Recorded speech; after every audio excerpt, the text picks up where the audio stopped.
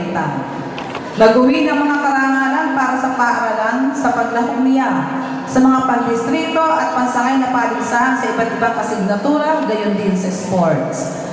Siya ang salukuyang Peace Officer ng Supreme Pupil Government ng Paaralan at Associate Editor ng pahayagang Voice of the West. Siya ay tinanghal na babaeng scout ng taon at pinakamahusay sa pagwawasto at pag-uulang ng balita sa katatapos na parangal para sa mga batang nagtamo ng karangalan. Siya ay sasabitan ng medalyang pila, Winnie D. Aparente, batang nagdamit ng pangalawang karangalan.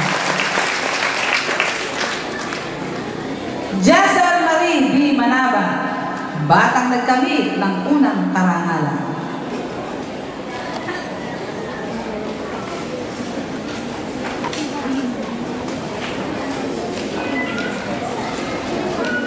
Nagkamit ng unang karangalan mula sa kindergarten hanggang ikalawang baitang at tinanghal na pinakamahusay sa mga asignaturang Ingles, agham at matematika, gayon din sa pagbasa sa Santa Maria Elementary School, Mexico, Pampanga.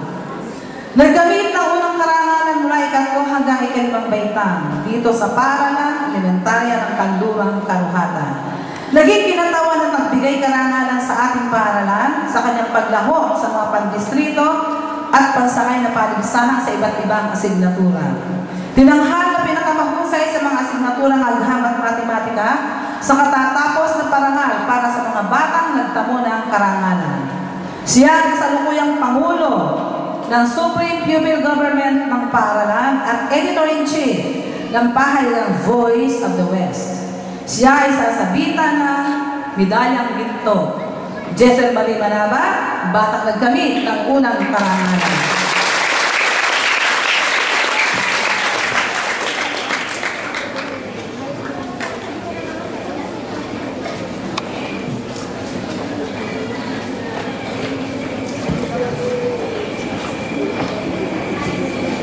Isang talumpati, gagampanan ni Jessel Marie B. Manaba, batang nagtamo ng unang karangalan.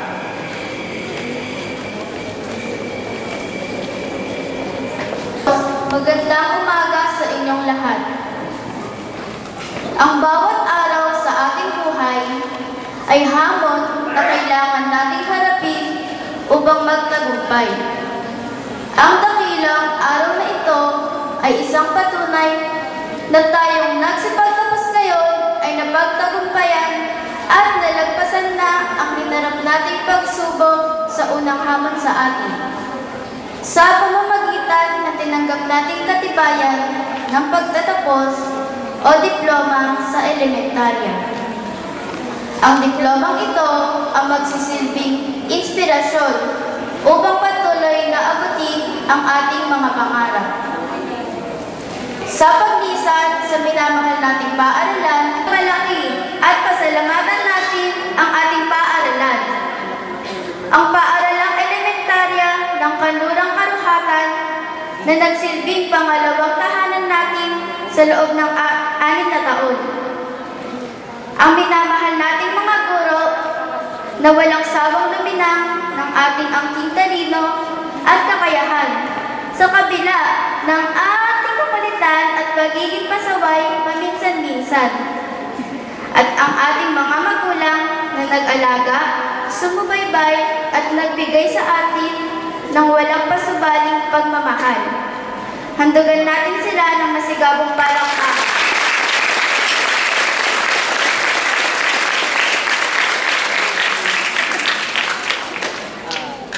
Pagkatapos ng dakilang araw na ito, ay magsisimula na naman tayo sa pagtahak sa ikalawang antas ng pag-aaral, ang sekundarya o high school.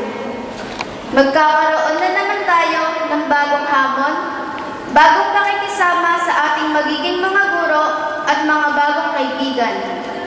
Kailangan tayong maging matatag, masikap at matyaga upang makamit ang ikalawang katibayan ng pagtatapos.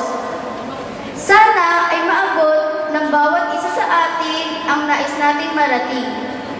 At pagdating ng panahong yon, ay alam ko na maipagmamalaki na tayo ng ating paaralan, mga Kasihan nawa tayo ng buong may kapal at muli magandang umaga sa inyong lahat.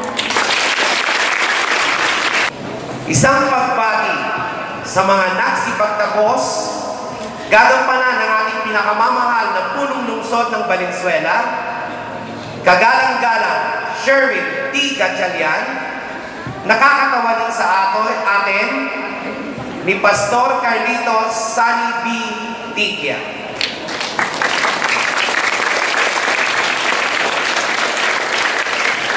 Maraming salamat po sa ating tagapagpakilala.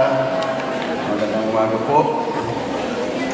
Sa ating pong ginagalang na punong guro, Ma'am Remedios Pineda, palakpakan po natin, Ma'am Remedios Pineda.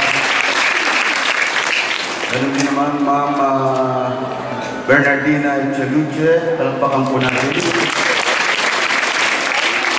Ma'am Talisay Kang, at si Architect Janitan.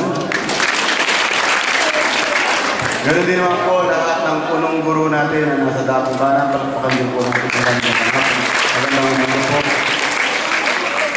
Sa ating pong minamahal na pangalawang punong lungsod, Vice Mayor Eric Martinez. Good morning. Kung mga graduates, pwede po ba na palakpakan po natin ang ating mga sarili?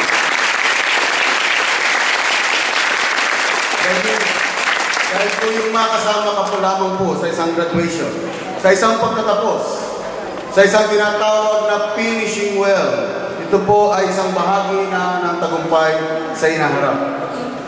Isang malakas na palakpak din po para sa mga sumama at sumanay sa ating mula sa ating público.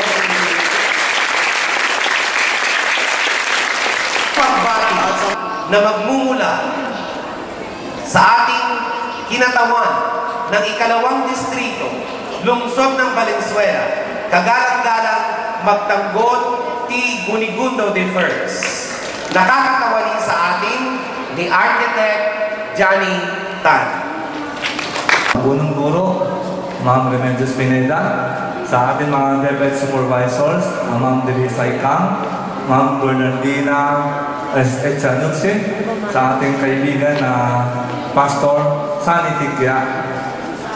Sa ating mga punong guro, iba't ibang paaralan, Sir Salvador Honio, Ma'am Holita Magpita, Ma'am Edna Madrid, Ma'am Lilibet Boso, sa ating kasamang Hasmin Antonio, Councilor Cecil Mayo, sa ating masipag na Vice Mayor Eric Martinez, sa ating rin kaibigan na si Lino Lasco, kasamang Ken Manaraysay, ang kagawad,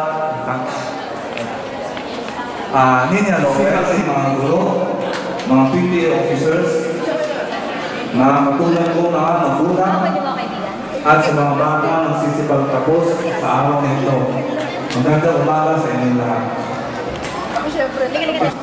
Napatunayan niyo sa inyong mga magulang at ang inyong mga guro ang inyong kakayahan sa araw ito sa inyong pagtatapos. Meron po akong dalawang kwento. Kwentong magulang at kwentong guro. Itong kwentong magulang ay ganito. Meron po isang bata na malalim ito. Pwede natin sabihin, balang araw naging isang magaling na accountant. Nung gumawa siya ng statement of account, binigay sa kanyang magulang, sa kanyang ina. Nakasaad po dyan, sa pag-alaga sa kanyang baby brother, sinisingil niya ng piso. Sa pagtitiplan ng gatas, piso. Sa pagligpit ng kama ng kanyang kapatid, piso. Sa pagbili ng ulam sa tindahan, piso. Marami po siyang statement. Ang suma total ay 10 piso. Binigay niya sa kanyang minamahal na ina. May counter statement naman ng kanyang nanay. Nakasaad naman. Sa pag-aalaman ko sa inyo, sa akin siya sinapupunan sa loob ng 9 buwan. Free of charge. Sa pagtimpla ng iyong gatas, free of